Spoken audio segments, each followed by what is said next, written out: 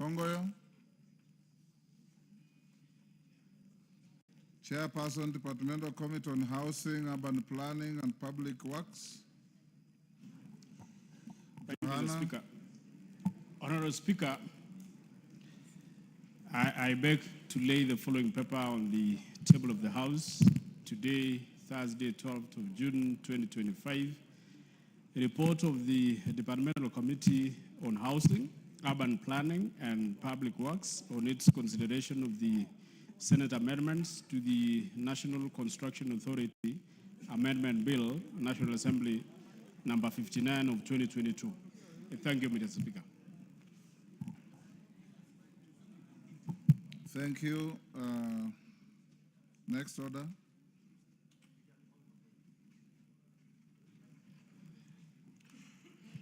Order number 6, notices of motion. Chairperson, Departmental Committee on Administration and Internal Security. Raso, where is your chairman? Are you holding any brief?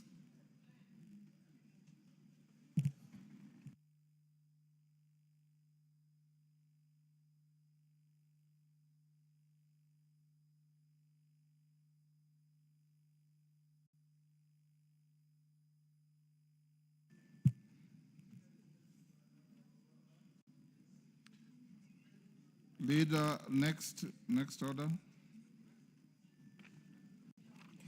Order number 7, questions and statements. Majority Leader.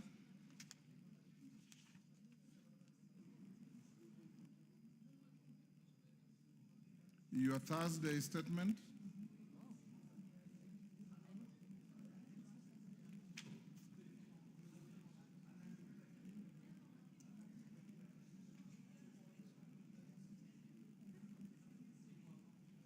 Are you ready? Yeah. Go ahead.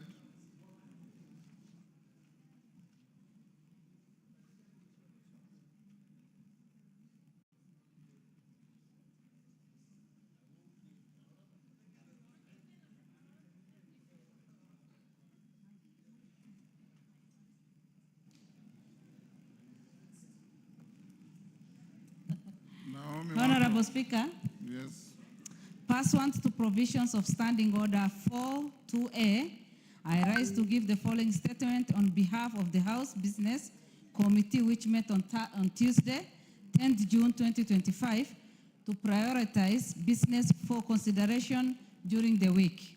Honorable Speaker, as you had previously communicated today, Thursday, 12th June, the Cabinet Secretary for the National Treasury and Economic Planning, Honorable FCPA John Mbadi Ngogo, EGH, will make a public pronunciation of the budget highlights and revenue-raising measures for the year 2025-2026 and the medium term.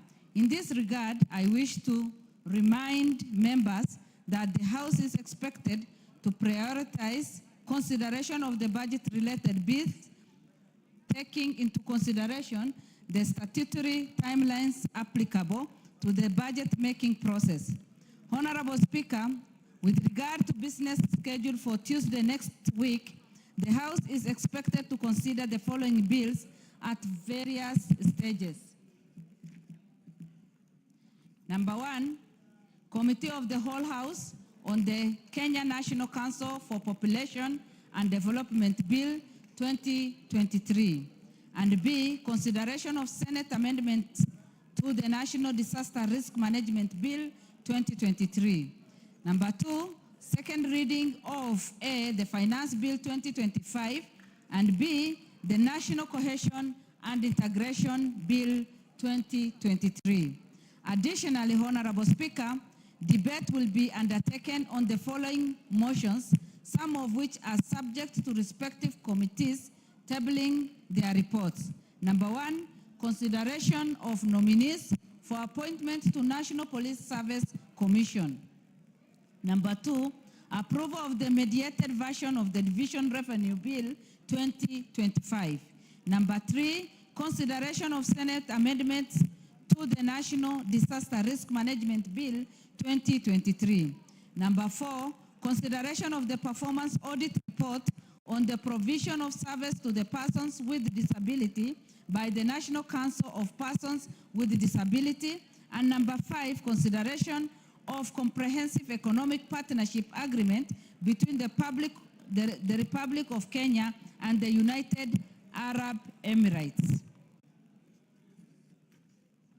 In conclusion, Honorable Speaker, the House Business Committee will reconvene on Tuesday, 17th June 2025 to schedule business for the rest of the week. I now wish to lay this statement on the table of the House and thank you, Honorable Speaker. Thank you, Naomi. Back to order number 5. Chair, Departmental Committee on Administration and Internal Security.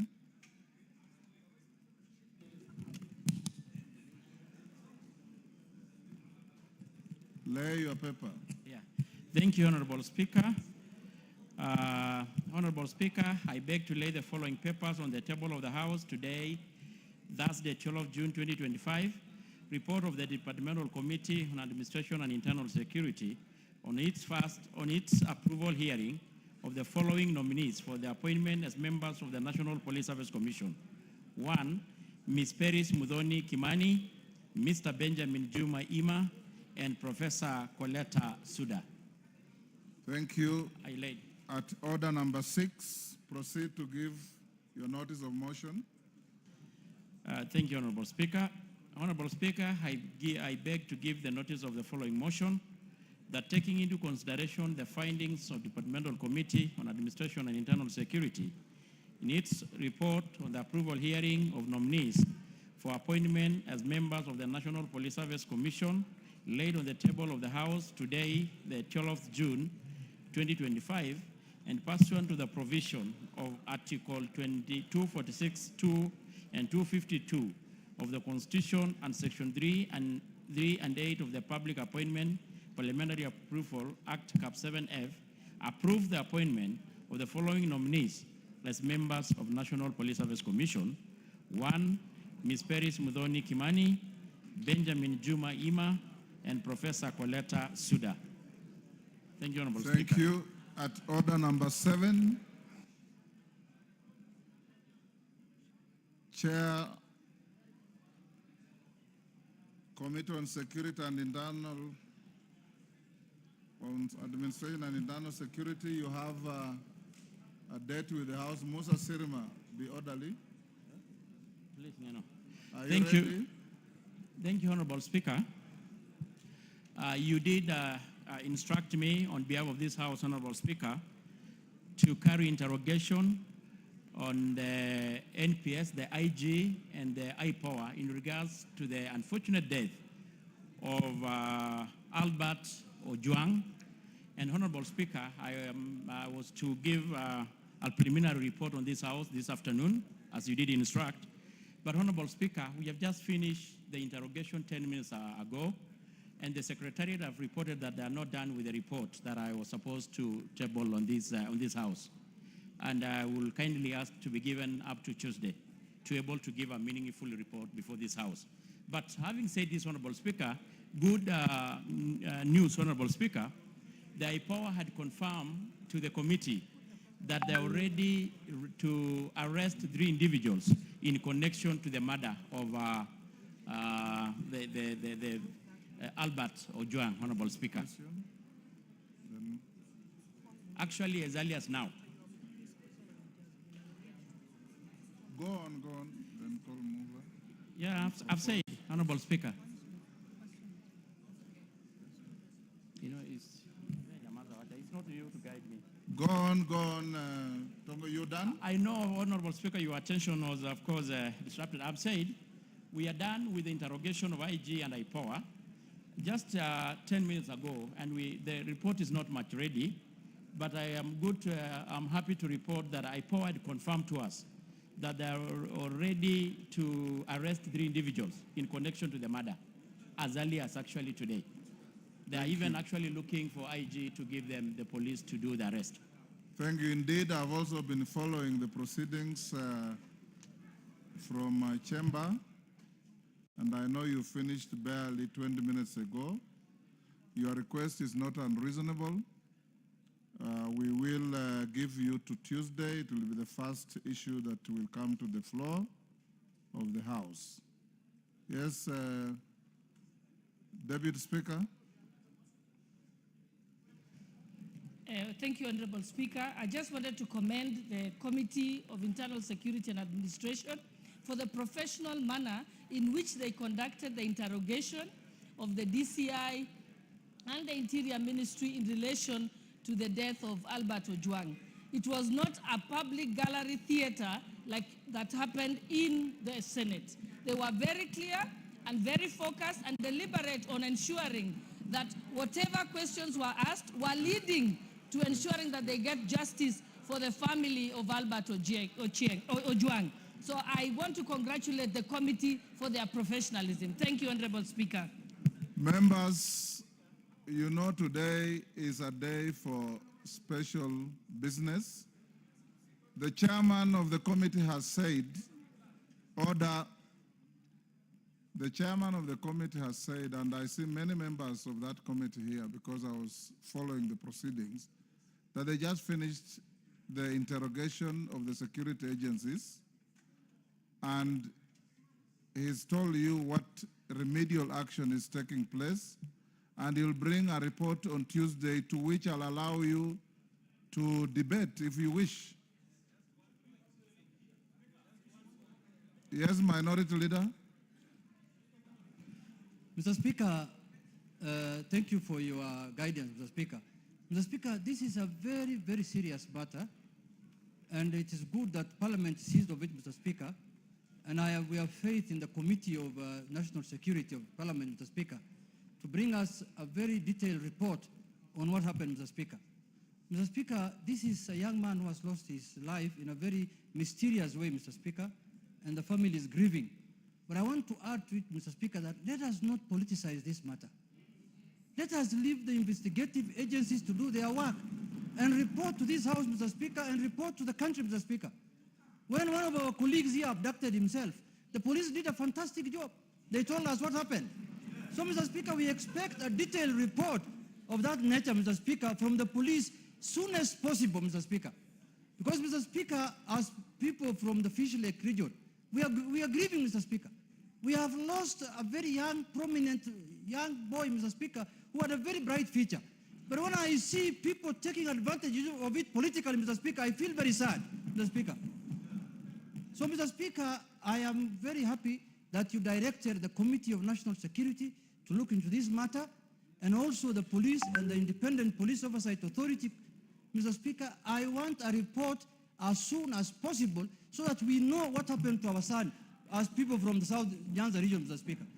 So, Mr. Speaker, let us not politicize this matter. If you want politics, kill your son and go and mourn on your own, Mr. Speaker. Order, members. Let's not open this. Order. Order, members. I did direct in your full view the chair of the committee to expeditiously bring facts to the House, not rumors, facts. And I followed the proceedings. Members of that committee, I salute you. You have been very, very incisive in putting questions to those police officers. And I hope and believe that on Tuesday, Tongoyo, you bring a comprehensive report, and any one of you who wants to comment, who has material to add, I'll give you an opportunity. We must move to the next business. Call out order number. You have already said that. Yes. Go to order number 8. Order number 8, motion. Report of the Committee of the Whole House on the Culture Bill, National Assembly Bills number 12 of 2024. Question to be put on that reading.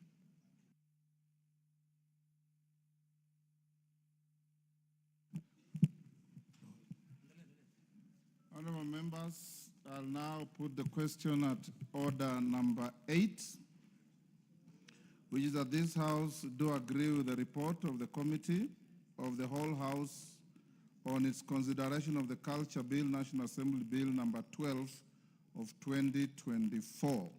Mover. Honorable Speaker, sir, I beg.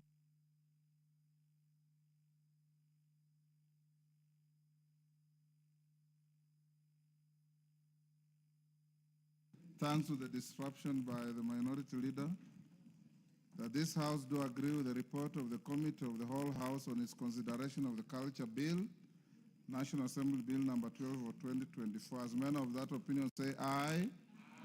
Will those of the contrary opinion say nay? The ayes have it. Mover.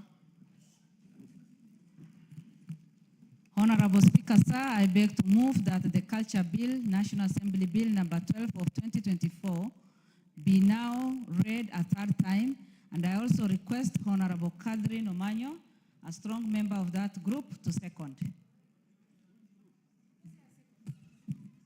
I second fully because I was involved from A to Z. I beg to I second. Honorable members, I now propose the question, which is that the Culture Bill, National Assembly Bill number 12 of 2024 be now read a third time. Do I put the question? I now put the question, and I confirm that we have quorum in the House, which is that the Culture Bill, National Assembly Bill number 12 of 2024, be now read a third time. As members of that opinion say aye. Will those of the contrary opinion say nay? The ayes have it. A bill for an act of parliament to give effect to Article 11.3A of the Constitution to provide for the protection and promotion of culture and the cultural heritage of communities and for connected purposes. Next order.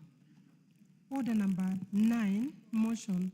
Report on the consolidated fund services expenditures for the estimates for the financial year 2025-2026. Question to be put. Order, member walking into the chamber, take the nearest seat. Honorable members, I now put the question at order number 9, which is that this House adopts the report of the Public Debt and Privatization Committee on its consideration of the consolidated fund services for the budget estimates for financial year 2025-2026 laid on the table of the House on Wednesday, 11th June 2025. As members of that opinion say aye. Will those of the contrary opinion say nay? The ayes have it. Next. Order number 10, the Learners with Disabilities Bill, Senate Bill number 4 of 2023. Second reading, question to be put. Order, members on their feet, take the nearest seats. Kimani, take the nearest seat. I didn't tell you to race across the floor. Honorable members, I now put the question at order number 10, which is that the Learners with Disabilities Bill, Senate Bill number 4 of 2023, be now read a second time. As members of that opinion say aye. Will those of the contrary opinion say nay? The ayes have it. Next. A bill for an act of parliament to provide for the education of learners with disabilities, for the conduct of educational institutions, for learners with disabilities, and for connected purposes. Next. Order number 11, the Political Parties Amendment number 2 Bill, Senate Bill number 26 of 2024. Second reading, question to be put. Order, Commissioner Faith. Take your seat.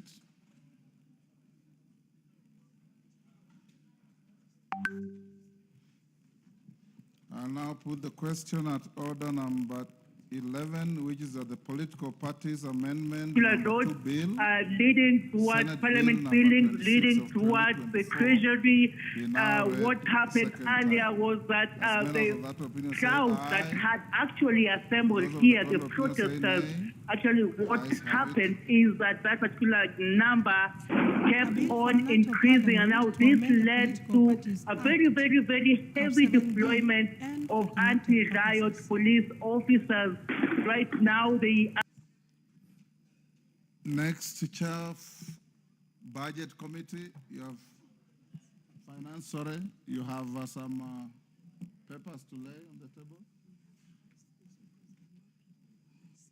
Honorable Speaker, I beg to lay the following paper on the table of the House today, Thursday, the 12th of June, 2025. A report on the Departmental Committee on Finance and National Planning on its consideration of the Finance Bill, National Assembly Bill number 19 of 2025.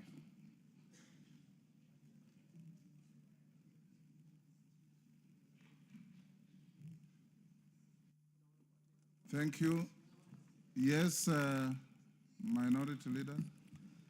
Mr. Speaker, the report on the finance bill has been tabled just a few seconds ago, Mr. Speaker. Correct. And once it is tabled, Mr. Speaker, it becomes a public document. Mr. Speaker, we want to urge the citizenry, together with members of our colleagues, to read the report, because there are 3-4 versions of finance bills in the country, Mr. Speaker. And everybody is talking about his own finance bill. Some will tell you bread is being taxed. Others will tell you shoes are being taxed. Others will tell you oxygen is being taxed.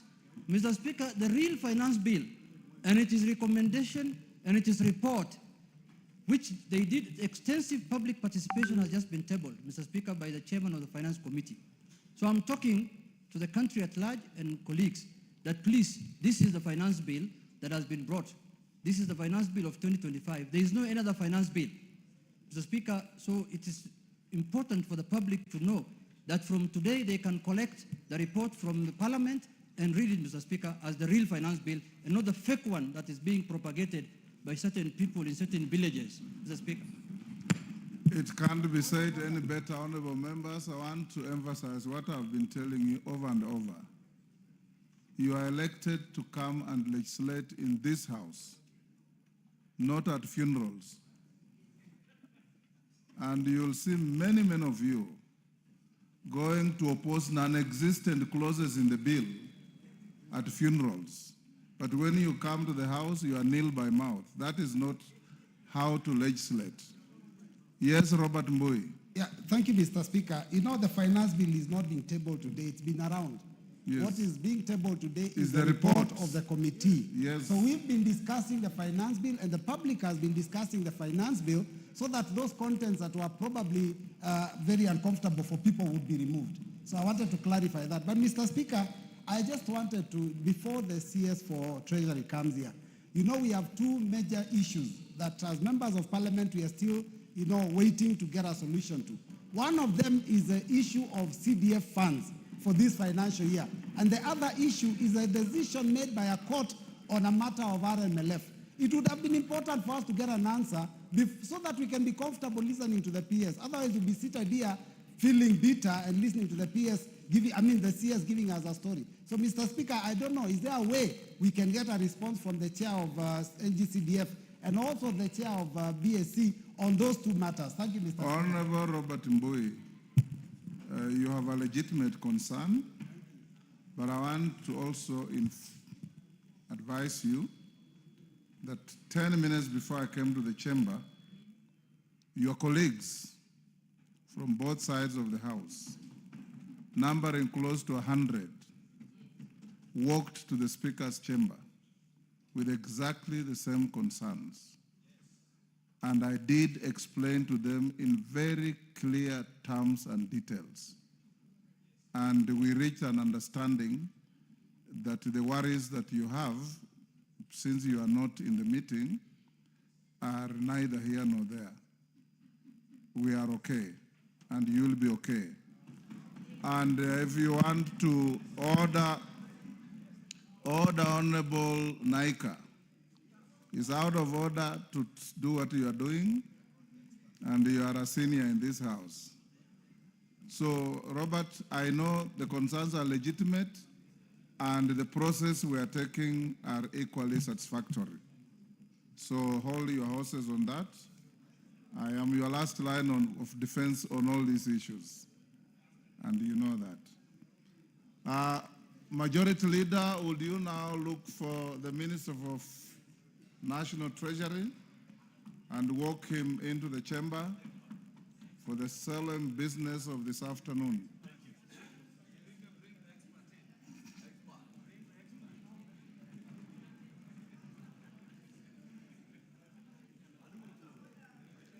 Yes, Rosa Buyu, what is the point of order? Thank you, Speaker. Speaker, I like it that you said the minister, but I also want to add something. Probably you just forgot to mention it, the expert minister.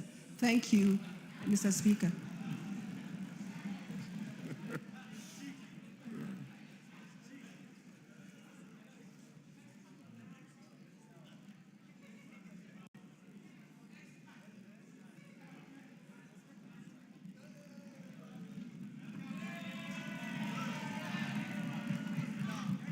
Minister, take your seat.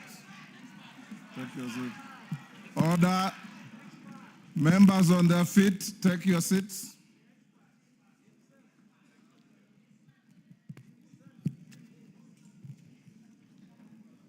Honorable members, I have a short communication. Honorable members, Section 40 of the Public Finance Management Act, Ksh.4.2 and the Standing Order 244C.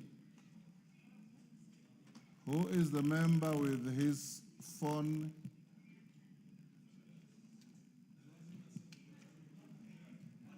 Who is the member behind KJ? Honorable Gonzirai, you are one of the fathers of this house. We forgive you. Okay, other members.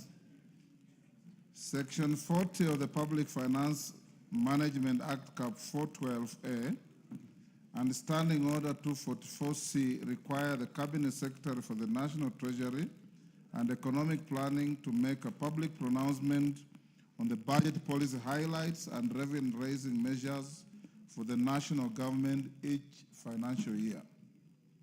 Pursuant to the said provisions, I will shortly interrupt the business of the House to allow the Cabinet Secretary for the National Treasury and Economic Planning to make a public pronouncement on the budget highlights and revenue-raising measures for the national government for the year 2025-2026 and the medium term. In accordance with the standing orders, I have also designated a suitable place in the chamber for that purpose. Honorable members, as we welcome the Cabinet Secretary to the National Assembly, I wish to remind the House that today's event is largely ceremonial. No decision will be required on the speech as the supply period, which commences with the consideration of the budget estimates and concludes with the enactment of an appropriation act, is still ongoing. Having said that, honorable members, and before we proceed, I take this opportunity to acknowledge and recognize the presence of distinguished guests in the galleries of the House today, both the Speaker's Gallery and the public gallery. They include members of Cabinet, Principal Secretaries, Chairpersons, and Chief Executive Officers of various parastatals, senior government officials, members of the Diplomatic Corps, and development partners. Honorable members, I also wish to recognize and appreciate the presence of university student leaders and their colleagues from our universities across the country, members of Bunge la Wananchi, representatives of various youth and women groups, a group of traders representing a cross-section of our small-scale business community, including border riders who are with us today. On behalf of the National Assembly and on my own behalf, I welcome all of you to the National Assembly.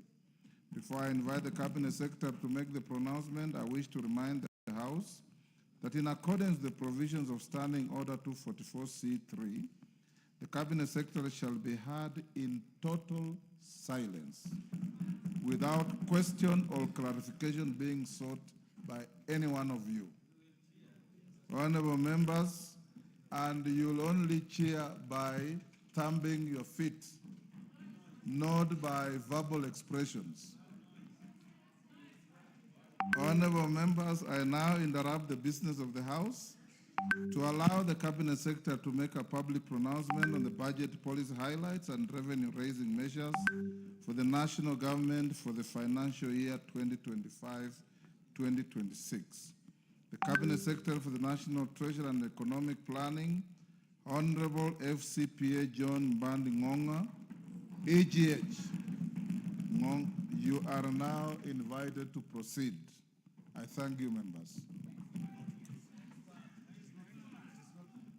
Yes.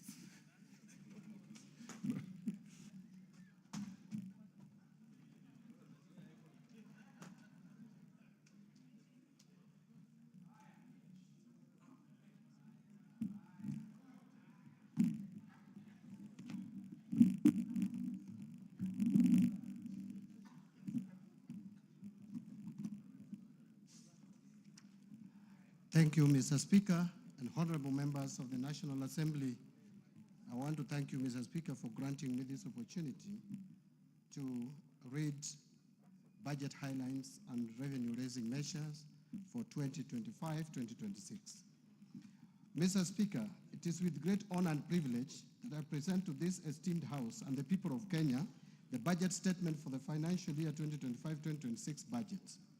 I make this statement in compliance with Section 40 of the Public Finance Management Act, Ksh.4.2, and the Standing Order number 241 of the National Assembly.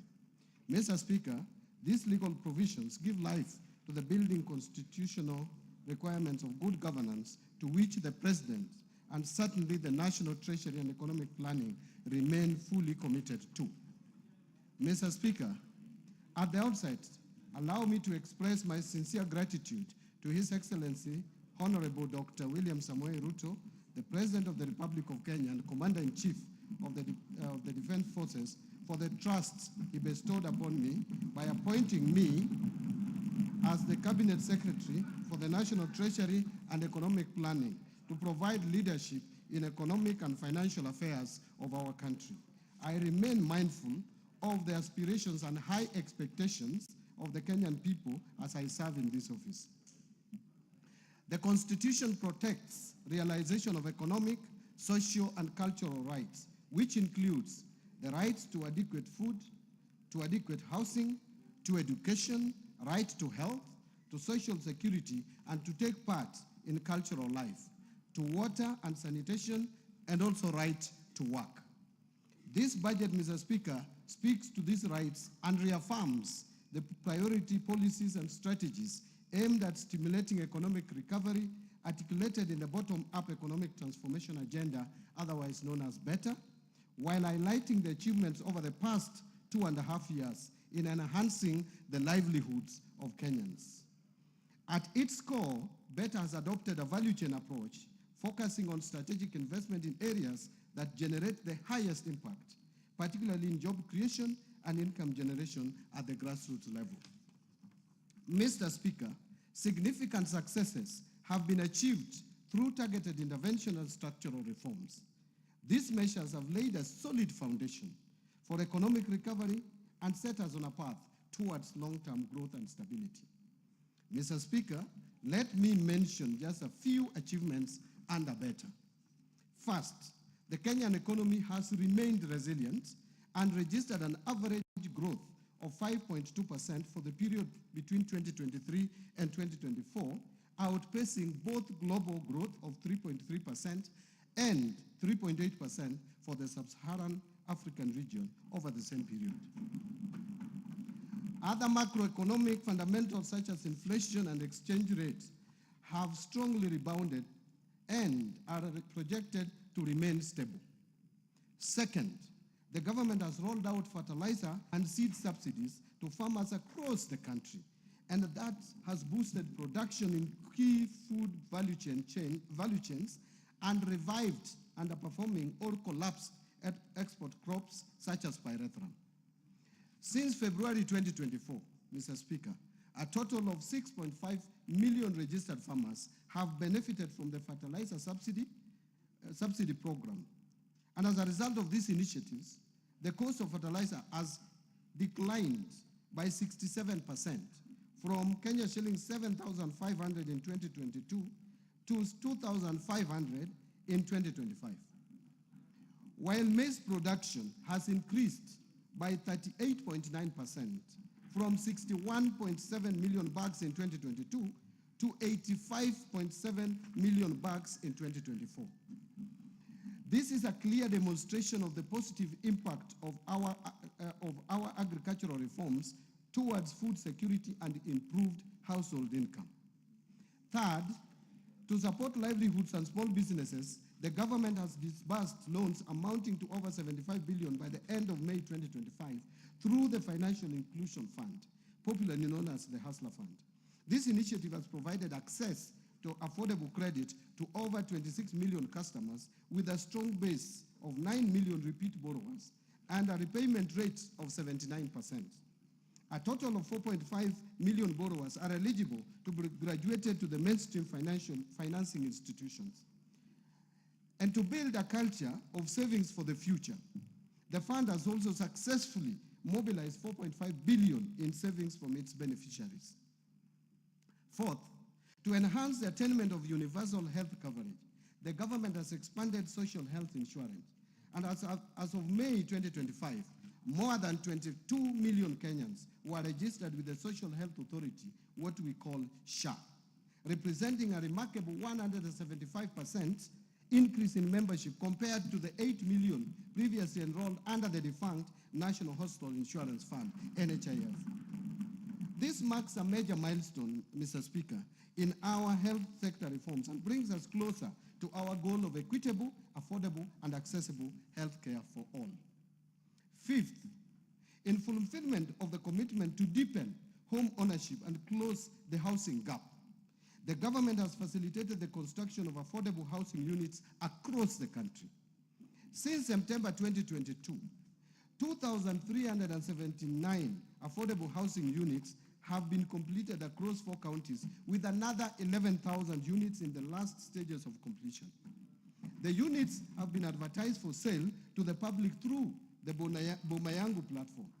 And in addition, there are 148,465 units under active construction across the remaining 43 counties. As part of the program, the government is also supporting the development of institutional housing for the uniformed services and students.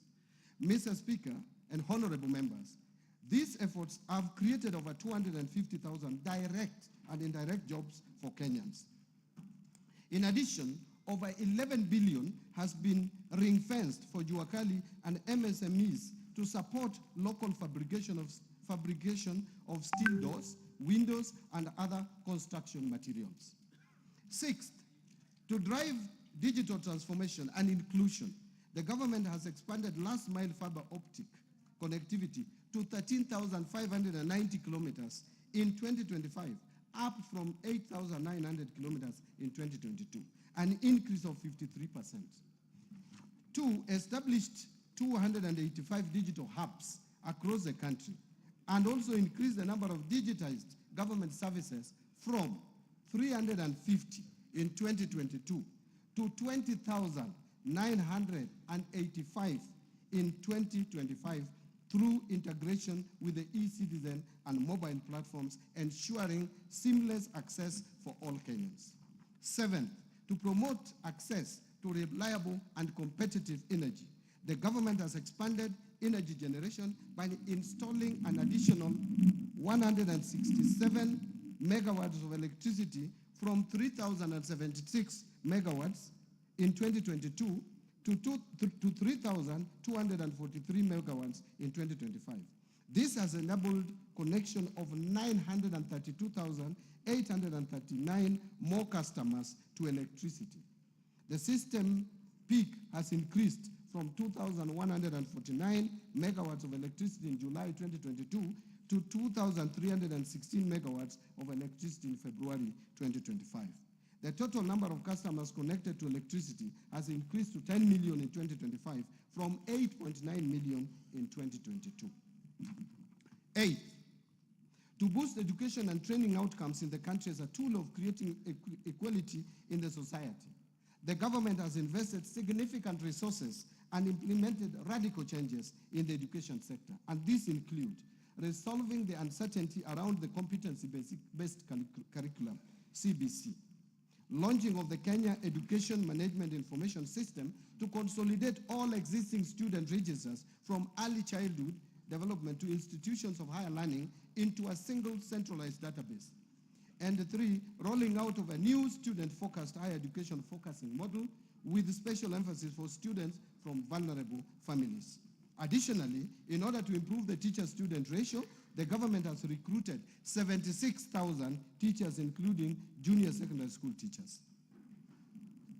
Ninth, to enhance domestic and regional connectivity, boost rural productivity, improve urban informal settlements, and reduce urban congestion, this government has constructed an additional 1,574 kilometers of roads and 129 bridges from 2022 to April 30th, 2025. Further, the government has rehabilitated an additional 212 kilometers of roads and periodically maintains 126,177 kilometers of roads. 10th, the government has also made significant progress in expanding social protection through the Inua Jamii Cash Transfer Program. From 2022 to 2025, the number of households with orphans and vulnerable children receiving support has increased by 65% to 428,421. Additionally, persons living with disabilities registered for support grew by 34% to 59,637. The number of senior citizens aged 70 years and above registered for social protection also rose by 66% to over 1.2 million. These efforts have provided stable incomes to the beneficiaries and reduced their dependency on relatives, enhancing their dignity and quality of life. Mr. Speaker and honorable members, notwithstanding these achievements, we are aware that a lot remains to be done in order to address the pressing challenges facing Kenyans. And Mr. Speaker, in this year's budget-making process, we accorded Kenyans an opportunity to share their views on how to address the economic challenges facing our country. In my various engagements at open barasas and in the media, Kenyans have been very resolute in voicing their concerns that include overtaxation and high cost of living, unemployment, need for protection of the poor and vulnerable, and more importantly, the need to reduce government expenditure and wastage of resources across the national and county governments. Mr. Speaker, I am alive to these domestic challenges facing Kenyans and the external factors such as geopolitical tensions and shifting global trade dynamics that lead to escalation of the cost of essential commodities in the country, requiring comprehensive responses by government. As you may recall, the social unrest precipitated by the Finance Bill of 2024 brought to the fore the importance of values and principles of governance as enshrined in our Constitution. In response and to win public trust, we have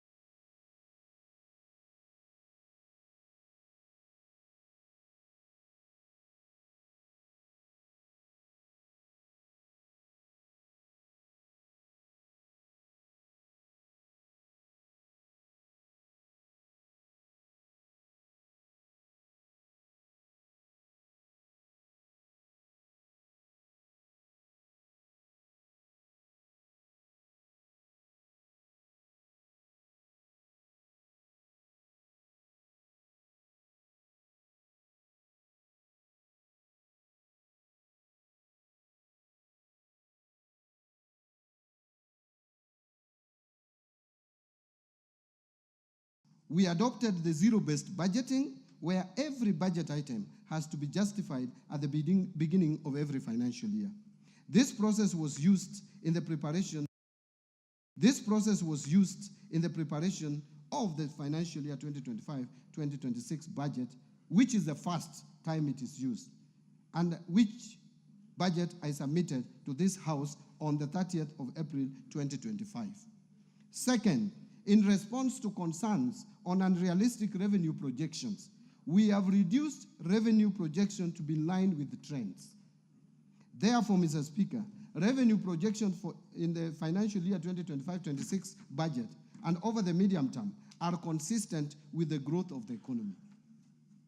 Fifth, Mr. Speaker, in order to improve governance in the public procurement process, I launched the e-procurement system on April 7, 2025. And beginning of 1st July 2025, all procurement by ministries, departments, and agencies will be done through the e-procurement system without any exception. This will reduce the opaqueness and save government resources, estimated at 10% of procurable budgets. Sixth, we have taken deliberate efforts to enhance transparency and promote inclusive policy making and deepen public understanding of government economic priorities. We have not only intensified media engagement through the TV stations and radios, but have also engaged the public in open places like Jivanji Garden, Bunge la Mwananchi, and Mombasa County, where we held a meeting at Swahili Port Amphitheater.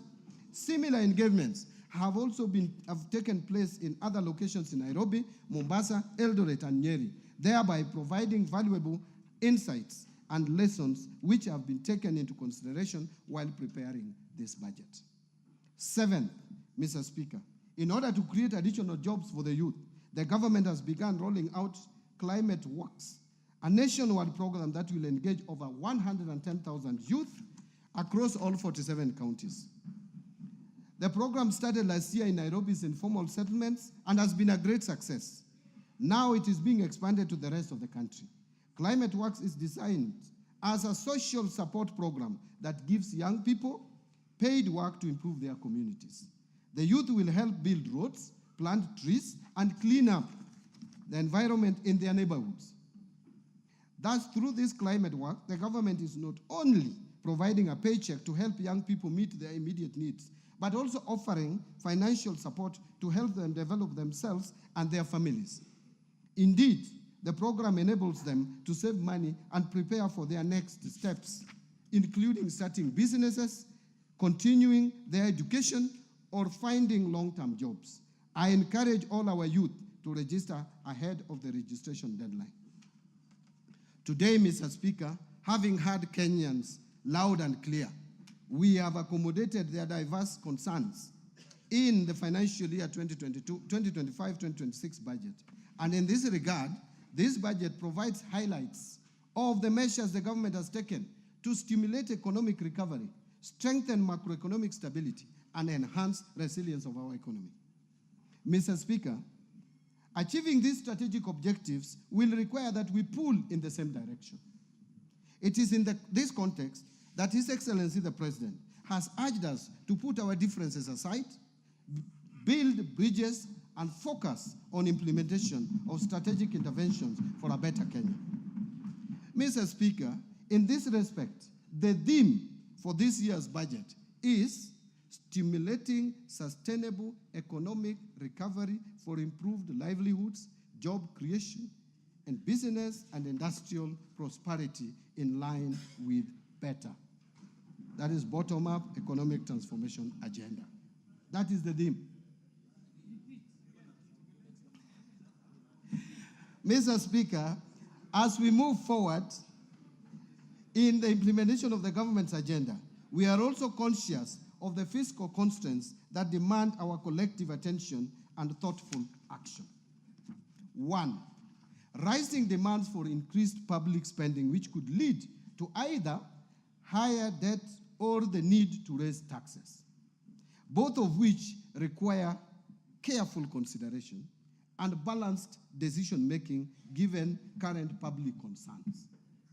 Two, we face constraints on account of public debt accumulation. Progressively, our debt carrying capacity has narrowed.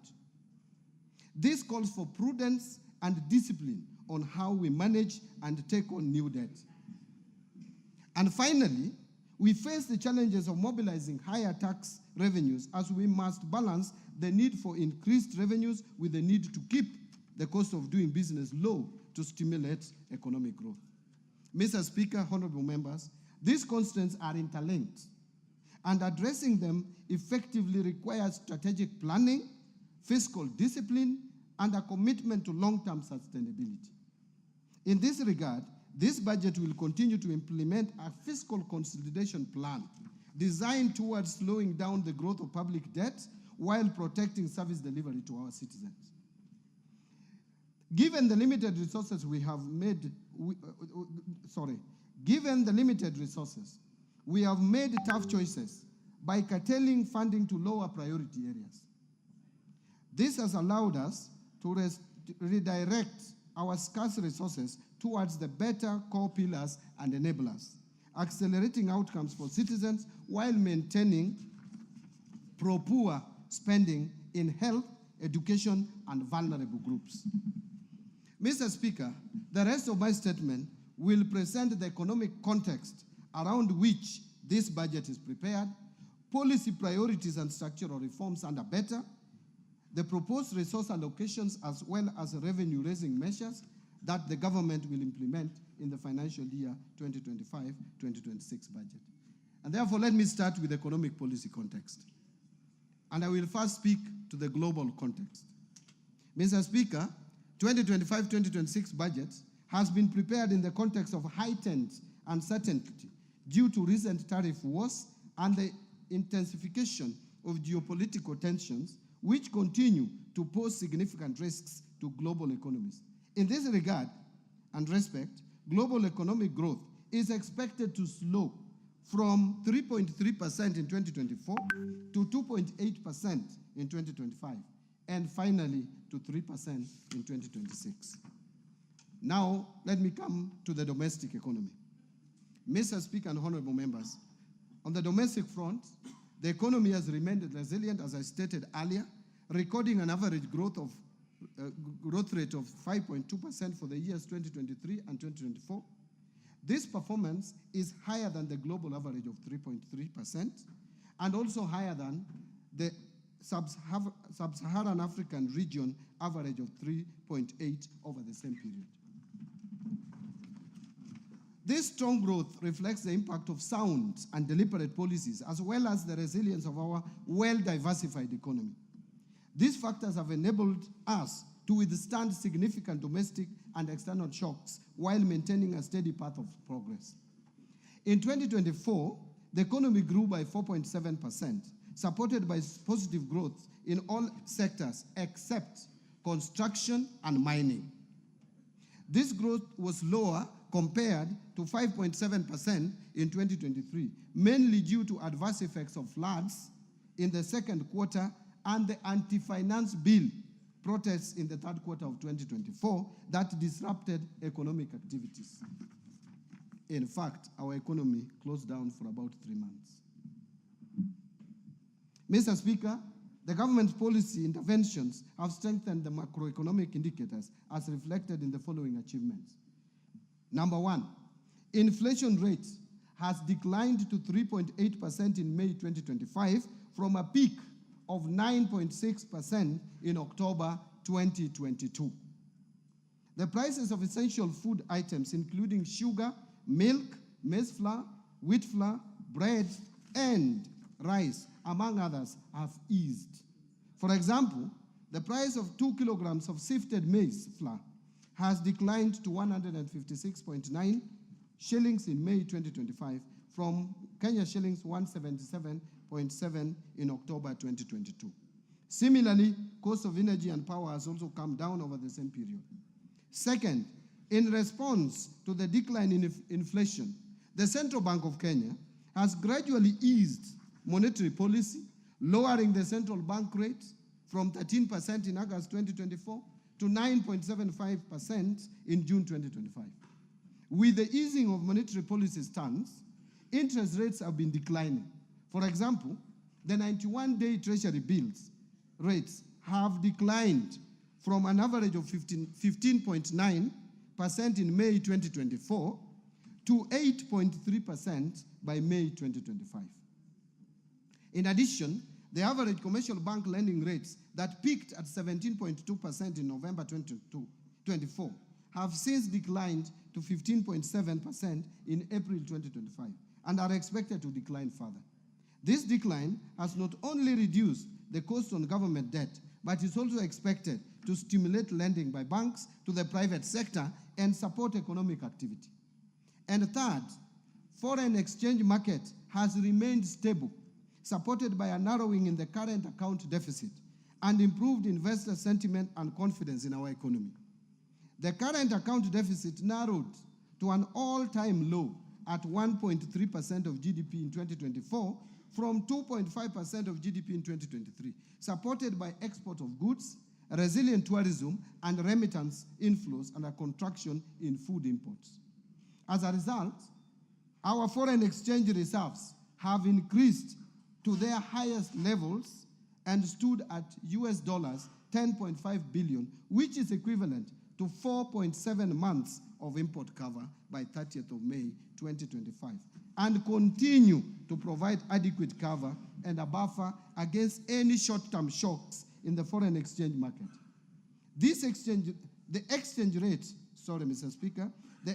rate against the US dollar has also appreciated from 159.7 to the dollar in January 2024 to stabilize at Kenya shillings 129.3 shillings to the dollar by 30th of May 2025. Mr. Speaker, the economy is expected to sustain growth momentum in 2025 and 2026, with the growth projected at 5.3% per year. And Mr. Speaker, this growth outlook is premised on environment over the medium term. To foster macroeconomic stability, the government will continue to uphold prudent monetary and fiscal policies, ensure remain aligned with the evolving needs of the economy and of the Kenyan people. As part of the process, the government will work to ensure that inflation remains within the targeted range, maintain a competitive exchange rate to the dollar, and deliver stable interest rates.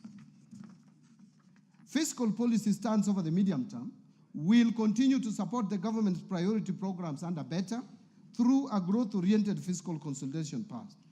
And as such, the fiscal deficit is projected to decline from 5.3% of GDP in the financial year 2023-24 to 2.7% of GDP in the financial year 2028-2029. Mr. Speaker, Kenya's economic outlook faces both external and domestic risks. Globally, trade tensions, financial market volatility, and geopolitical conflicts could reduce Kenya's exports, tourism, and remittances, as well as raise costs of essential commodities. In the domestic scene, extreme weather may impact agriculture, infrastructure, and food security. The government is monitoring these risks closely and will take necessary action and measures to safeguard macroeconomic stability. Mr. Speaker and honorable members, let me now expound on the policy, priorities, and structural reforms that the government is implementing to sustain economic growth and improve livelihood of Kenyans. The priorities are under the bottom-up economic transformation agenda. Mr. Speaker, as I have already affirmed earlier in my statement, government's initiatives under better over the last 2.5 years have resulted in significant successes, notwithstanding a challenging domestic and external landscape. Over the medium term, the government will consolidate the gains already realized to stimulate sustainable economic recovery for improved livelihoods. Towards this end, the government will continue to implement policies, programs, projects, and the interventions geared towards 1, bringing further down the cost of living, 2, ensuring food security, 3, creating jobs, 4, expanding the tax base, 5, improving foreign exchange balances, and finally, fostering inclusive growth. Priority will be given to attracting strategic investment across Beta's 5 core pillars and their enablers, using a value chain approach to enhance production and add value and improve market access. This will be supported by a whole of government approach to service delivery. Mr. Speaker, the government will also implement the following interventions to support and accelerate economic recovery. First, continue to uphold macroeconomic stability and strengthen security to ensure a safe and supportive business environment. Second, accelerate the development of key infrastructure, including roads, railway, energy, and water systems to lower the cost of doing business and ease the movement of the people and goods. Third, boost investment in key economic sectors to drive broad-based sustainable growth by advancing agricultural transformation, strengthening manufacturing, promoting environmental conservation and climate change mitigation, revitalizing tourism, and ensuring sustainable land use and management. Fourth, strengthen human capital development by increasing investment in health, education, and targeted social safety nets for vulnerable populations to achieve both social and economic outcomes. Fifth, promote empowerment of youth, women, and persons living with disability through government-funded programs, strategic partnerships. With climate change, we all know, is now a global crisis, and Kenya remains vulnerable to the impacts of climate change, which pose both economic and fiscal risks. In response, the government is taking proactive steps to align with the global transition towards a low-carbon, climate-resilient future.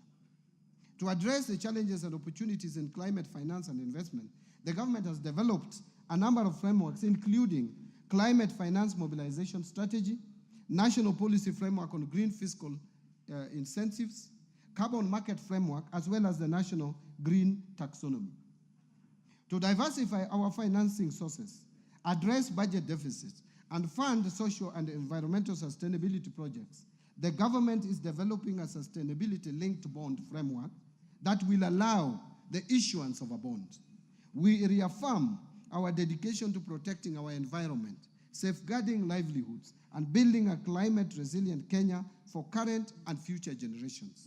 Mr. Speaker, as a country, we continue to experience challenges of disaster occurrences, mainly due to weather variability and climate change. These pose significant fiscal disruptions, while at the same time affecting lives and livelihoods of millions of Kenyans. Mr. Speaker, in order to have a financing framework to manage disaster risks, the government is finalizing the development of the Public Finance Management Disaster Risk Management Fund regulations of 2025. The regulations seek to establish a dedicated fund for addressing 4 cycles of disaster risk management, namely preparedness, mitigation, response, and recovery. Allow me now to turn to policy and legal institutional reforms. Mr. Speaker, recognizing that sustainable economic recovery depends on the timely implementation of effective policy, legal, and institutional reforms, the government is implementing the following interventions to enhance the business environment, improve efficiency in public service delivery, and bolster accountability and transparency in the management of public finances. Number 1, public procurement reforms. Mr. Speaker, to streamline public procurement, we developed the Public Procurement and Asset Disposal Amendment Bill of 2024, which is currently in Parliament for enactment. The bill seeks to enhance transparency and accountability, strengthen the role of the regulator to enforce standards, compliance, and sanctions for non-compliant procuring entities, promote the use of local content, and align with international best practices. I urge the honorable members to fast-track this enactment. Mr. Speaker, in order to fully automate public procurement and asset disposal processes, I launched the end-to-end e-government procurement system in April 2025. The e-government procurement system is a complete departure from the manual processes and will lead to increased bidder participation, enhanced efficiency in processing of procurement requests, and increased authenticity of procurement documents through integration with various government systems. Mr. Speaker, the rollout of the e-procurement system is scheduled for July 2025. In order to ensure effective use of this system, the National Treasury rolled out the training of end users from procuring entities in both the national and county governments on the e-government procurement system phase 1 modules that cover procurement planning to contract management.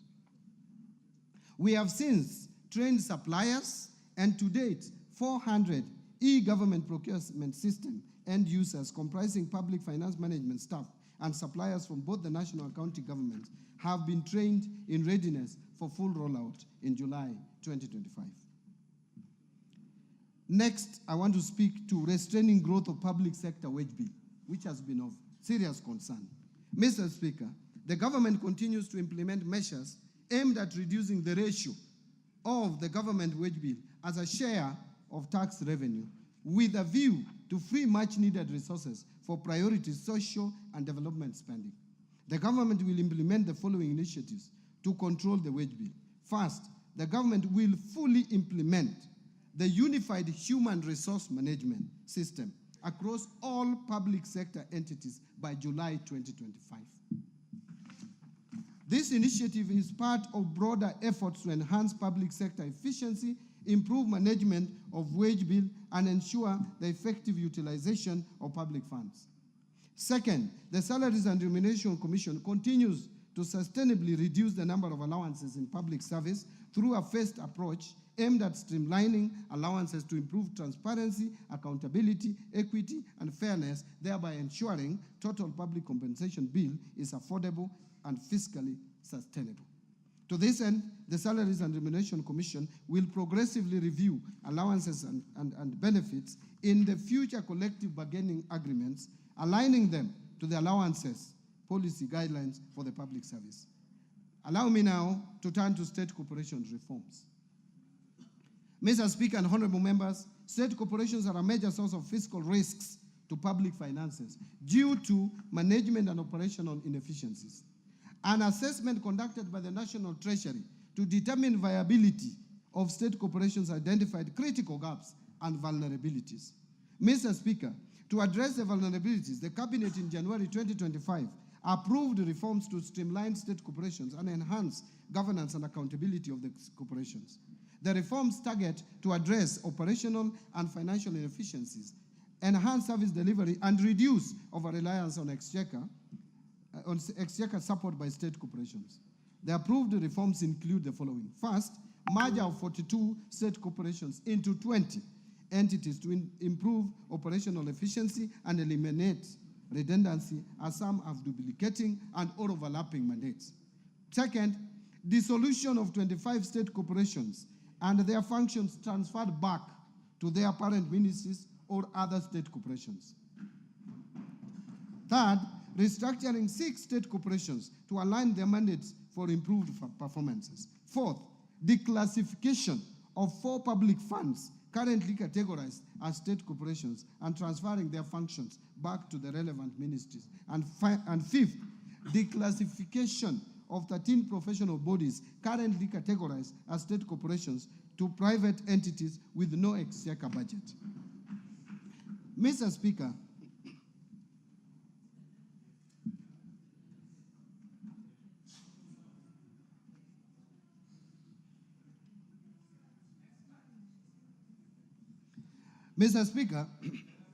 thank you. Mr. Speaker, in order to enhance operational efficiency, improve governance and ownership of state corporations, the government developed the Government-Owned Enterprises Bill of 2024. The bill is part of broader efforts by the government to streamline public enterprises, reduce fiscal risks, and enhance service delivery to citizens. The bill is currently before this August House for consideration. Thank you. I urge honorable members to favorably consider the bill to enable its enactment. Mr. Speaker, in order to secure the uptake of cotton production, while also providing alternative linked supplies for local apparel manufacturers, the Cabinet approved the revival and commercialization of Rivertex East Africa Limited by onboarding non-equity strategic partners. Mr. Speaker, on sugar sector reforms, His Excellency the President reaffirmed his commitment during this year's Madaraka Day celebrations to ensure the prompt payment of sugarcane farmers. The government has also taken practical steps to deliver its promise to modernize the mills and transform these once struggling factories into productive, sustainable enterprises. Currently, 4 state-owned sugar factories, Chemelil Sugar Company, Muhoroni Sugar Company, Nzoia Sugar Company, and South Nyanza Sugar Company, which is also known as Sony, have been placed under competitive leasing arrangements. This initiative is expected to enhance efficiency, restore profitability, and protect the livelihoods of farmers. Let me now turn to pending bills. Mr. Speaker, the government remains committed to resolving the long-standing issues of pending bills dating back to 2005 as part of broader efforts to strengthen public financial management and restore confidence in government processes. In this respect, the Pending Bills Verification Committee that was appointed in September 2023 is currently finalizing its report for submission by end of this month. Since its inauguration, the committee received a total of 65,625 pending bills claims valued at over 571.6 billion. The committee has analyzed 57% of the bills received valued at 522 billion. The 57% is in terms of numbers. Out of this, a total of 229 billion has been recommended for settlement. Once the committee submits its report, we shall submit the recommendations to Cabinet for approval to settle the pending bills. Let me now speak to national assets and inventory management reforms. Mr. Speaker, in order to promote prudent management of public assets and liabilities, the National Treasury digitized assets in the assets and inventory management modules in the IFMIS for use by both national government and county governments.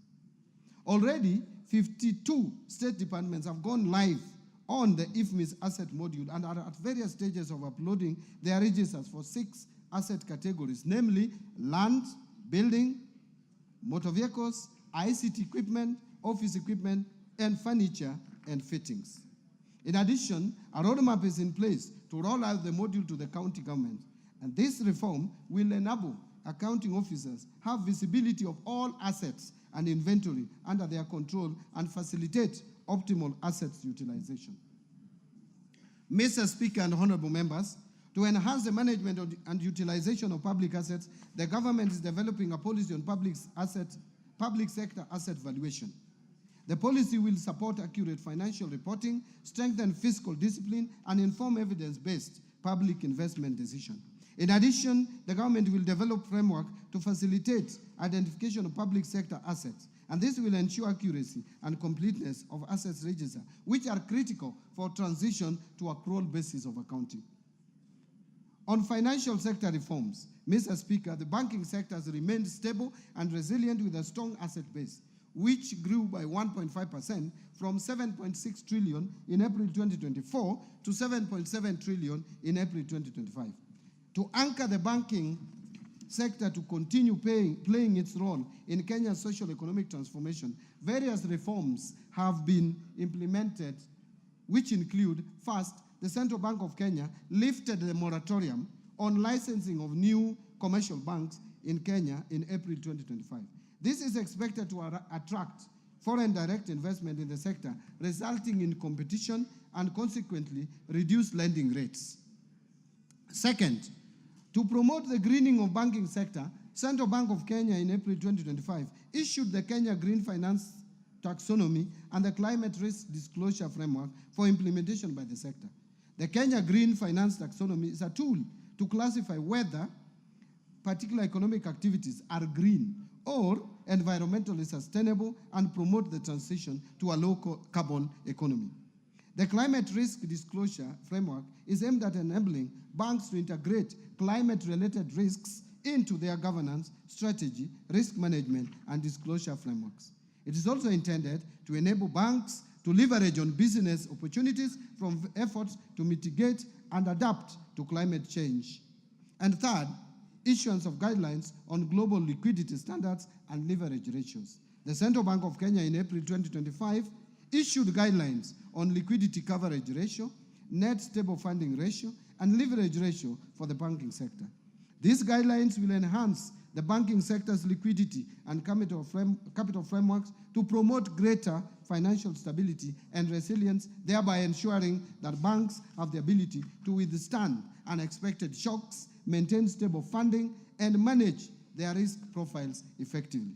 Mr. Speaker, the Central Bank of Kenya, in collaboration with the National Treasury and other stakeholders, are developing the National Financial Inclusion Strategy for the period covering 2025 to 2028. The strategy provides a consolidated framework for advancing financial inclusion agenda to meet the needs of all Kenyans through deepening access and usage of financial services, enhancing quality of affordable financial products that meet consumer demands.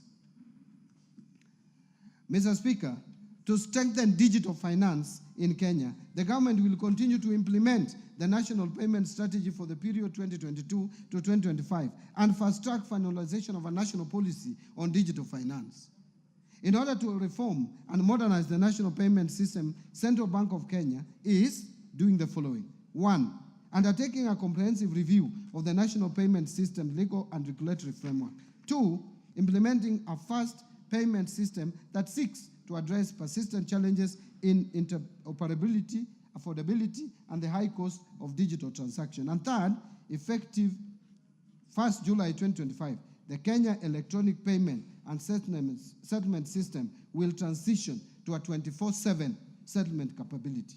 This will support round-the-clock trade, enable faster clearing of government payments, facilitate real-time business-to-business transactions, and provide greater flexibility for consumers and financial institutions.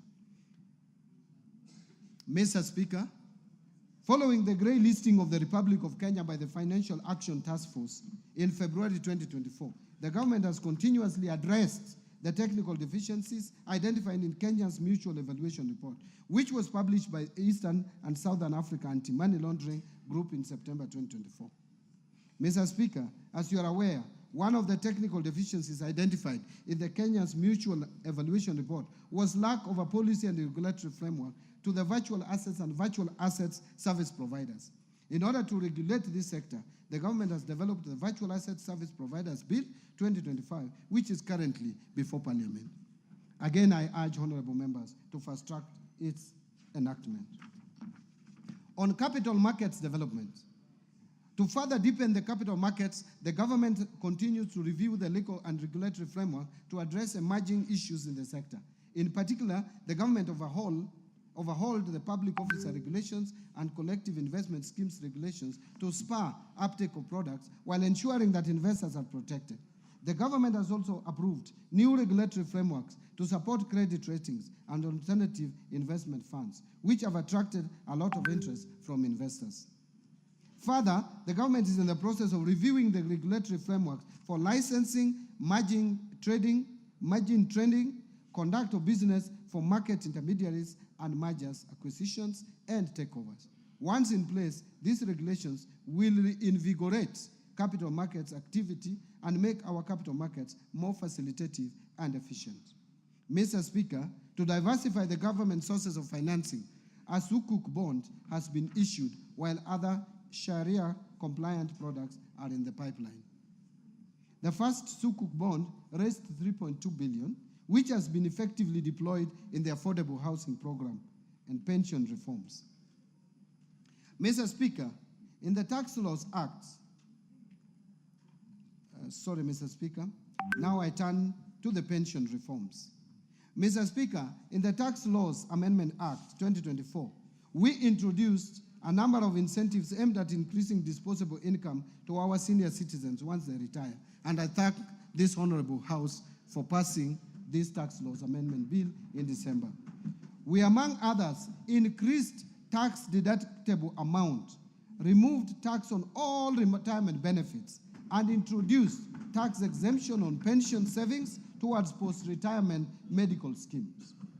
Mr. Speaker, despite the reforms introduced in this sector, benefit adequacy remains a persistent challenge. Many retirees still find their pensions insufficient to meet their basic needs. And Mr. Speaker, the retirement benefits system predominantly covers the working population in the public and private sector to the exclusion of the unemployed population, who are majority in the informal sector. To address this, the National Treasury, in collaboration with key stakeholders, is implementing the National Retirement Benefits Policy. This policy outlines a clear, forward-looking strategy to address long-standing structural challenges, such as fragmented legal frameworks, exclusion of informal sector workers, limited medical cover for the elderly, weak portability mechanisms, and inadequate dispute resolution structures.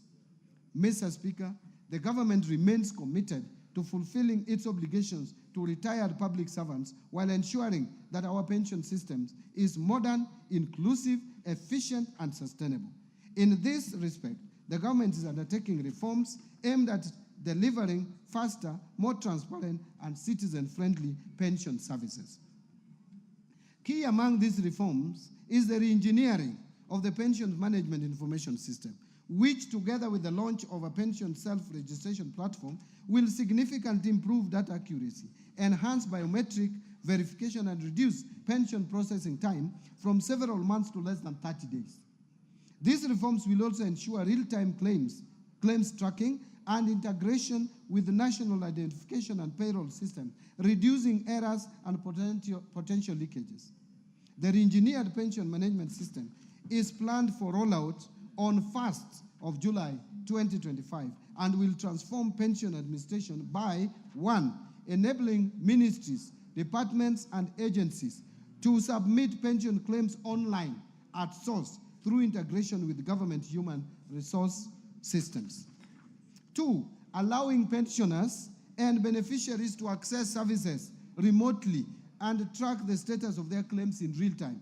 And 3, providing automated updates to clients on the progress of their claims through system-generated notifications. On insurance reforms, Mr. Speaker, to facilitate the growth of the insurance industry in Kenya, the government will speed up the approval of the National Insurance Policy and its implementation. The policy will guide the review of the Insurance Act, which has served its purpose, albeit with progressive amendments for the last 30 years. Mr. Speaker, the Insurance Regulatory Authority is undertaking focused training on livestock and crop insurance, targeting farmers and pastoralist communities. These efforts are aimed at improving understanding and access to agricultural insurance as a tool for mitigating climate-related risks and protecting livelihoods of farmers and pastoralist communities. The authority is also conducting a comprehensive money laundering and terrorist financing risk assessment on the vulnerability of the insurance industry. This will aid in the identification of areas of improvement so as to strengthen the supervisory framework. On reforms under the education sector, Mr. Speaker, the National Treasury is committed to upholding the right to education, including free and compulsory basic education as guaranteed under Article 53B of the Constitution of Kenya. While we are cognizant that examinations must be conducted as scheduled later this year, there is need to undertake a critical evaluation of the costing of examination, assess the sustainability of the program in view of the prevailing fiscal constraints, and explore optimal options for delivering national examinations in order to ensure economy and value for money in public spending. Mr. Speaker, a key consideration is the merits of public funding of examination fees for all primary and secondary school candidates, including those from well-off households, as opposed to targeting the vulnerable students in our schools. We should also explore options of making the exercise of delivering national examinations simple and affordable without compromising the credibility of the exercise. To this end, the National Treasury is in consultations with the Ministry of Education on how best to achieve this at a minimal cost possible, including evaluating possible cost-sharing mechanisms. Mr. Speaker, the government remains committed to ensuring access to quality education for all children. In this regard, I assure the public and the 2025 examination candidate of our commitment to provide adequate funding for 2025 national examinations. On the fiscal policy framework, Mr. Speaker, the implementation of 2024-2025 budget has faced notable challenges, primarily following the withdrawal of the Finance Bill of 2024. Its withdrawal, alongside the associated public demonstrations, adversely affected economic activity and disrupted business operations across the country, compounding the fiscal pressures facing the government already. In response, the government undertook a revision of the fiscal framework through Supplementary Estimate Number 1 in August 2024. This revision reflected a lower revenue base following the preliminary outcomes of financial year 2023-24, while also addressing immediate cash flow constraints. These adjustments were critical to ensuring the continuity of public service delivery. Mr. Speaker, in addition to the mid-year economic disruptions, the budget execution has been further constrained by shortfalls in revenue and emerging expenditure pressures. Notably, the implementation of the collective bargaining agreements and funding requirements under the new university education financing model have placed significant demands on the available fiscal space. These challenges have led to cash flow pressures and a buildup of pending obligations, necessitating careful fiscal management and reprioritization. To address these evolving dynamics, the government prepared supplementary budget estimates to accommodate revenue shortfalls experienced during the current fiscal year and accommodated expenditure pressures. On domestic revenue mobilization, Mr. Speaker, in order to support our economic agenda and sustain key government programs, the government continues to implement a balanced mix of tax policy and administrative measures aimed at significantly boosting revenue collection. As part of the process, the government is focused on broadening the tax base while reducing the burden of compliance. In this regard, we have prioritized sectors such as the digital economy, agribusiness, and small and medium enterprises in tax education and outreach programs. In addition, Mr. Speaker, Kenya Revenue Authority continues to embrace modern technology to streamline tax processes, facilitate trade, and enhance voluntary compliance. A key milestone in this journey is the launch of Gava Connect, an open application programming interface platform that enables Kenyan developers to build homegrown solutions for efficient access to tax services.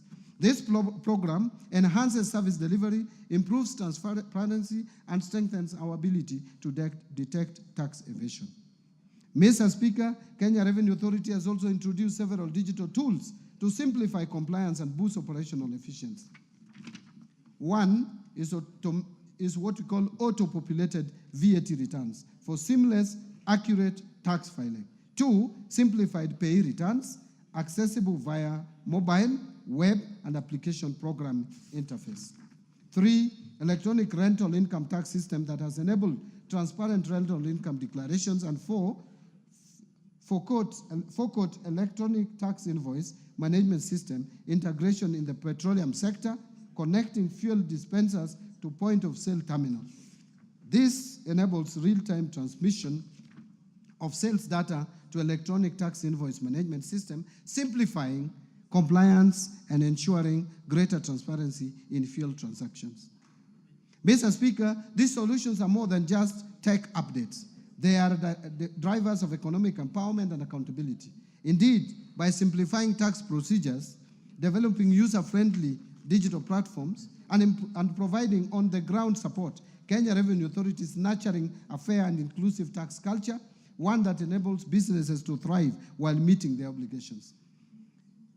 Mr. Speaker, building on the progress made, our focus in the financial year 2025-26 and over the medium term will be to strengthen domestic resource mobilization through the following key initiatives. First, continue with the implementation of the national tax policy and the medium-term revenue strategy to provide a consistent and predictable framework for tax administration and policy formulation.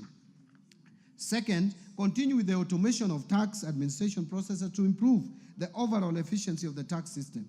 And third, enhancing non-tax revenue collection by enabling ministries, departments, and agencies to generate income through the services they provide to the public.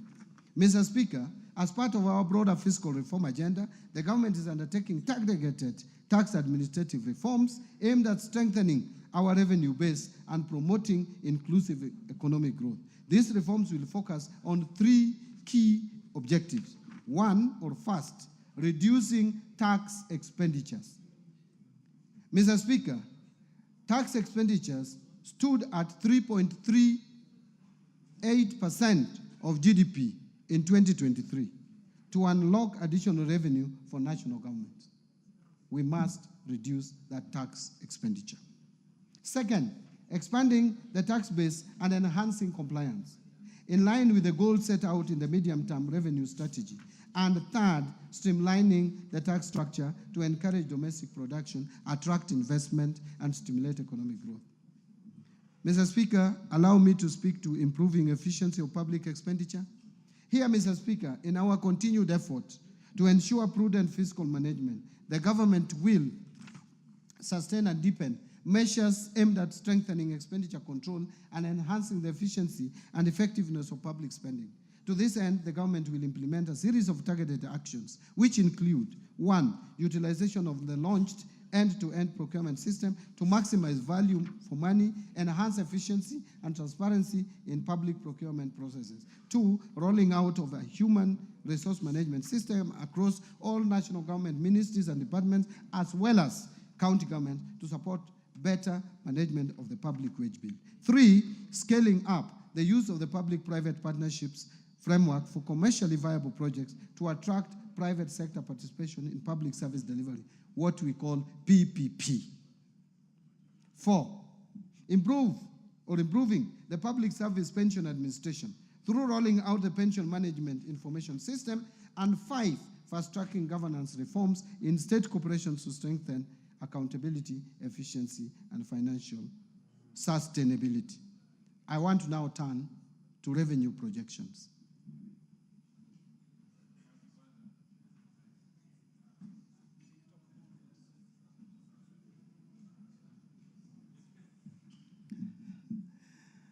Mr. Speaker, honorable members, based on the outlined policy measures and structural reforms, total revenue collections, including appropriation in aid for the financial year 2025-26, budget is projected to be at 3,321.8 billion, equivalent to 17.2% of GDP.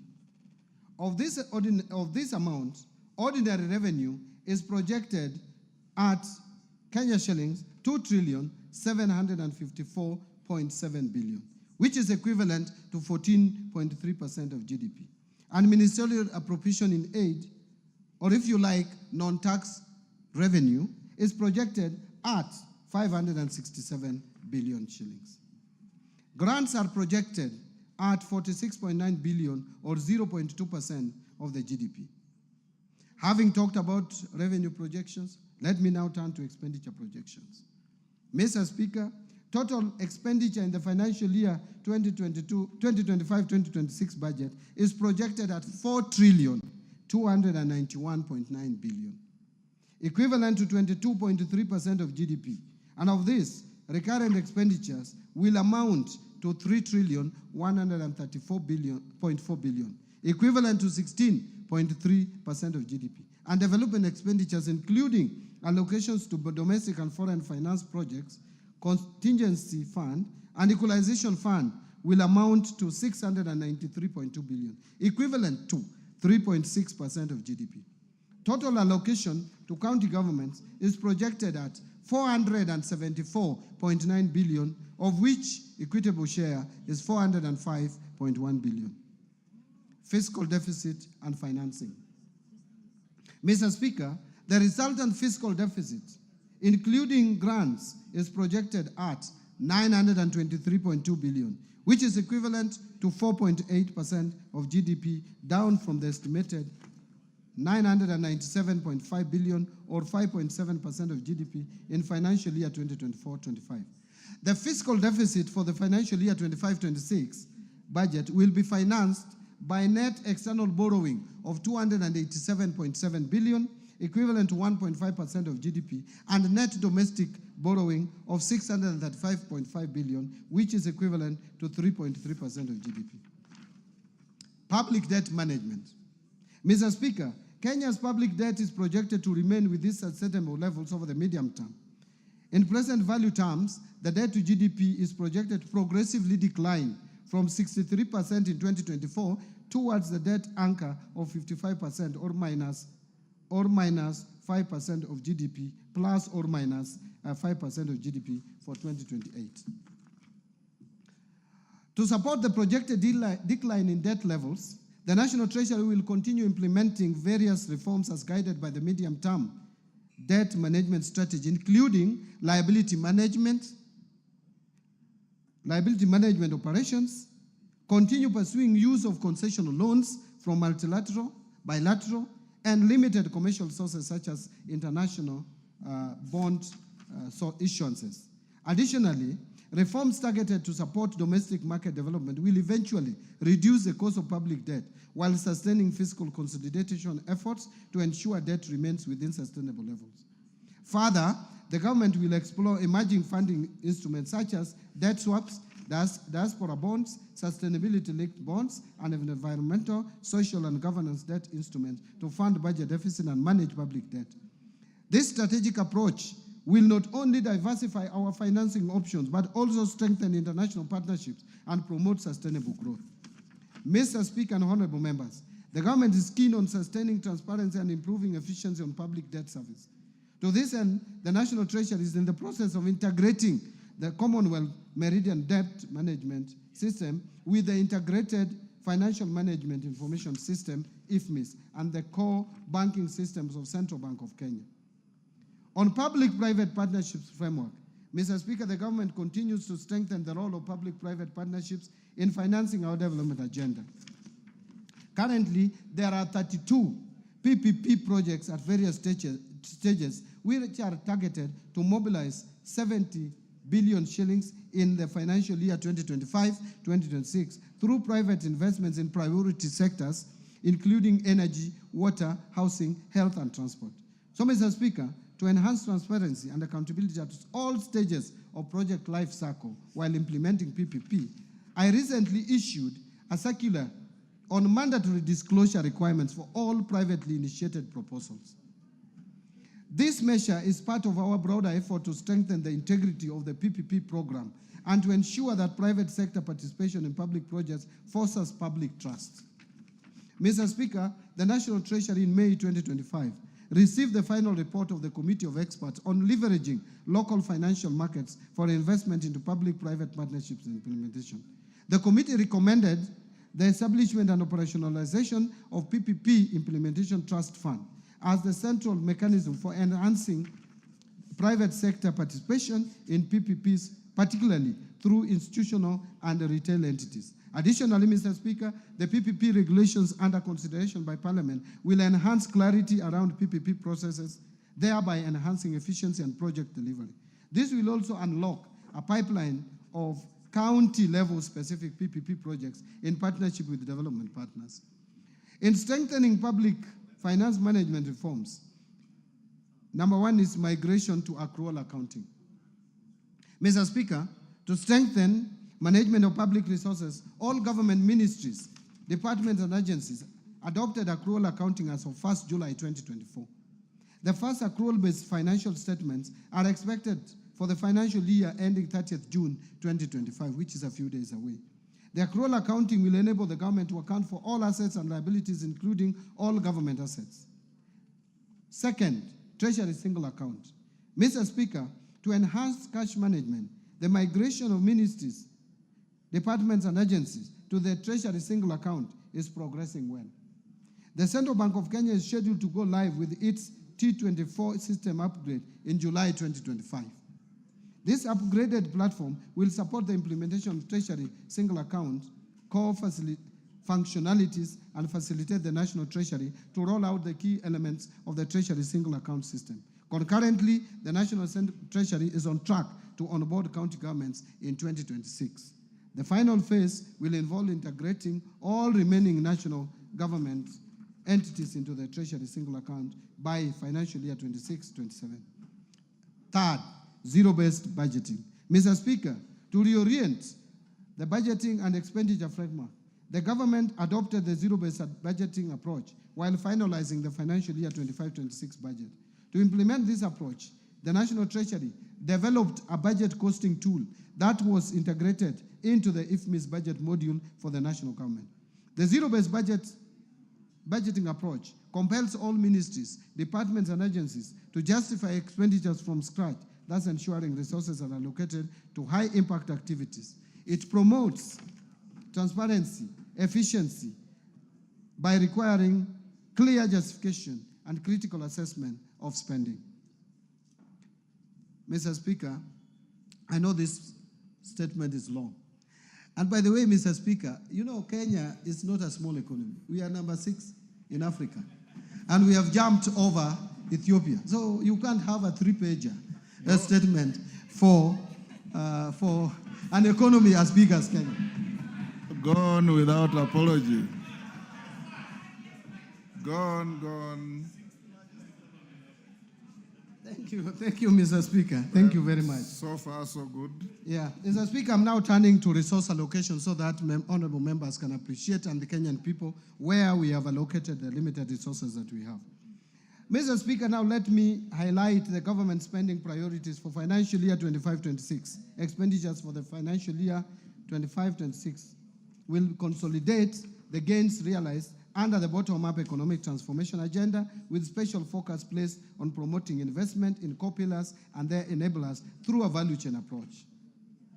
Number 1, under agricultural transformation and inclusive growth, which is the first pillar. Mr. Speaker, the government will continue to transform the agriculture sector by increasing productivity in key value chains, such as fisheries and aquaculture, horticulture, food crops, livestock, and rangeland development. The government will scale up support to farmers through input financing, subsidies, and extension services. This will move the country from food deficit to food surplus, reduce reliance on food imports, and revamp export crops. Mr. Speaker, in this respect, I have proposed an allocation of 47.6 billion for various programs under this sector, despite the fact that agriculture is largely devolved.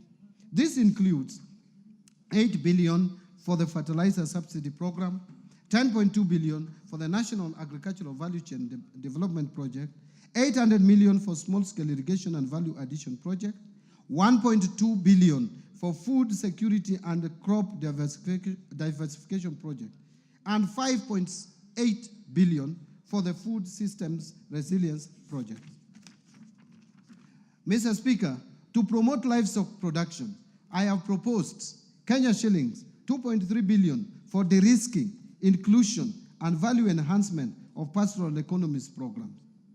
1.6 million Kenya shillings for Kenya livestock commercialization program. And 280 million for the livestock value chain support project. I have also proposed Kenya shillings 340 million for the development leather industrial park at Kenyan. Mr. Speaker, to support the growth of blue economy, I have proposed a total of 8.2 billion to the blue economy and fisheries subsector.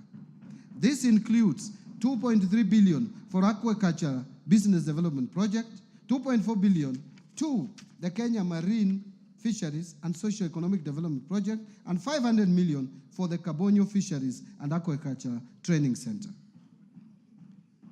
Mr. Speaker, to raise agricultural productivity and enhance resilience to climate change risks in targeted smallholder farming and pastoral communities, I've proposed an allocation of Kenya shillings 318 million towards an ending drought emergencies project and 1.3 billion to resilience for food and the nutrition security program in Horn of Africa project. Mr. Speaker, the government is also committed to land reforms to address historical inequalities, promote equitable access, and ensure sustainable land management. To this end, I have proposed a sum of 3.8 billion for settlement of the landless. I have also proposed 1.1 billion for processing and registration of title deeds, another 712 million for digitization of land registries, another 200 million for georeferencing of land parcels, and 220 million for construction of land registries to safeguard legitimacy of land ownership. The next pillar is transforming the micro, small, and medium enterprises economy. Mr. Speaker, the government recognizes the challenge of accessing affordable credit by most micro, small, and medium enterprises, and Kenyans at the bottom of the pyramid. To address this challenge, I have proposed an additional allocation of 300 million to the Financial Inclusion Fund, popularly known as the Hustler Fund, to scale up access to credit for households and MSMEs.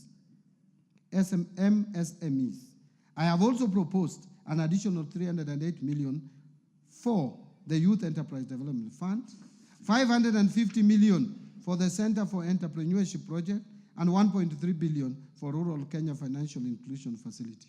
Under housing and settlement, which is the other pillar.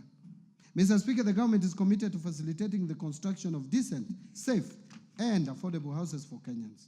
Through the affordable housing program, the government is creating jobs for the youth directly in the construction sector and indirectly through the production and supply of building products.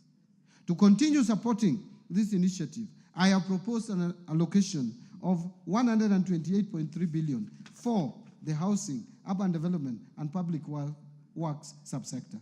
This includes 13.4 billion under the Kenya Urban Program, 64.5 billion for construction of affordable housing units, 10.5 billion for construction of social housing units, and 16.5 billion for social and fiscal infrastructure. Mr. Speaker, other proposed allocations to the housing, urban development, and public works interventions include 7.2 billion shillings for the Kenya Informal Settlement Improvement Project Phase 2, 3.5 billion for the construction of housing units for the National Police and the Kenya Prison, 500 million for building climate resilience of the Urban Poor Program, 184 million for construction of footbridges, and 454 million targeted to support construction of county headquarters. Mr. Speaker, to ensure the safety of Kenyans through compliance with building codes and standards, as well as other industry regulations, I have proposed an allocation of 2.6 billion for the regulation and development of the construction industry. I am aware members are aware, I know members are aware of the challenges we have had where collapsed buildings kill many, many Kenyans as a result of carelessness of various developers. Let me turn to universal health coverage. Mr. Speaker, access to quality and affordable health care through the universal health coverage program is central to this government. Towards this end, Mr. Speaker, I have proposed an allocation of Kenya shillings 138.1 billion, up from 123 billion in the current year's budget, to the health sector to support various activities and programs.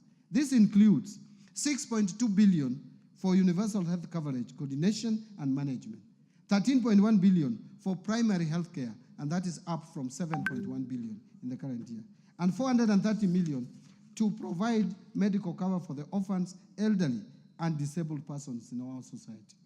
Mr. Speaker, to lower cases of HIV, AIDS, malaria, and tuberculosis, and enhance vaccines and immunization program in the country, I have proposed 17.3 billion for the Global Fund and Kenya shillings 4.6 billion for vaccines and immunization programs, respectively.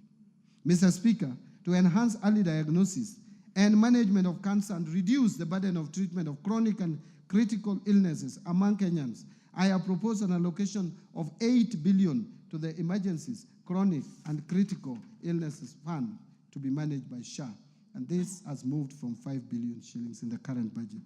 1 billion for construction of a cancer center at Kisii Level 5 Hospital, 100 million to strengthen cancer management in Kenyatta National Hospital, and 100 million for expansion of comprehensive cancer treatment at Kenyatta University Teaching, Referral, and Research Hospital. Mr. Speaker, to improve health service delivery, I have also proposed a sum of 42.4 billion for our referral hospitals, including Kenyatta National Hospital, Moi Teaching and Referral Hospital, Kenyatta University Teaching, Referral, and Research Hospital, Mwai Kibaki Teaching and Referral Hospital in Othaya, Jaramogi Oginga Odinga Teaching and Referral Hospital in Kisumu, and Madari National Teaching and Referral Hospital. Other locations include Kenya shillings 1.3 billion for the construction of Kenyatta National Hospital, Burns and Pediatrics Center. Mr. Speaker, I have also proposed 5.2 billion for Kenya Medical Supplies Agency to recapitalize it, 2.7 billion for the Kenya Medical Research Institute, 500 million for procurement of family planning and reproductive health commodities, and 300 million for procurement of equipment at the National Blood Transfusion Services. Further, to strengthen the capacity of medical personnel, I have also proposed an allocation of 4.3 billion for medical interns, 3.2 billion for community health promoters, 303 million for training of health personnel, and 8.9 billion for the Kenya Medical Training Centers, KMTCs. On digital superhighway and creative economy, which is the other pillar of the better principle, the government continues to invest in digital superhighway to improve ICT infrastructure and expand internet access nationwide. The creative industry is a significant source of employment, particularly for the youth, and has the potential to address high unemployment rates through promotion of music, theater, graphic design, digital animation, fashion and craft, among others. Mr. Speaker, to support growth in the digital superhighway, I have proposed an allocation of 12.7 billion to fund initiatives in the information, communication, and technology sector. Specifically, this proposed allocation includes 2.3 billion shillings for the construction of Kenya Advanced Institute of Science and Technology at Konza Technopolis, 3.7 billion for Kenya Digital Economy Acceleration Project, and 333.2 million for government shared services, 382 million for the digital superhighway, 689 million for the establishment of digital hubs, and 750 million for maintenance and rehabilitation of national optic fiber backbone infrastructure. In order to fast-track the development of the Konza Technopolis city, I have proposed an allocation of 3.1 billion for Konza data center and smart city facilities. The government is also committed to enhance transparency, accountability, and efficiency in public procurement. I have, in this regard, proposed an allocation of 700 million for rolling out the implementation of the electronic government procurement system, what we call EGP, or EGP, procurement. Other key allocations to critical sectors supporting better include the following: investing in critical infrastructure. Mr. Speaker, the government will continue to invest in transportation networks, including roads, railways, and air travel, to reduce travel time and logistic costs, making markets more accessible and facilitating the movement of goods and people. Towards this end, I have proposed an allocation of 217.3 billion for development of roads across the country. This includes 30 billion to support construction of new roads and bridges, 70.8 billion for rehabilitation of roads, because we have so many long, the length of roads is so long that we have to maintain them and rehabilitate. And 115.6 billion for road maintenance. Actually, this 115 billion is more than the 85 million that we have in the current budget by 30 billion for maintenance of our roads. Mr. Speaker, to expand railway transport and its infrastructure,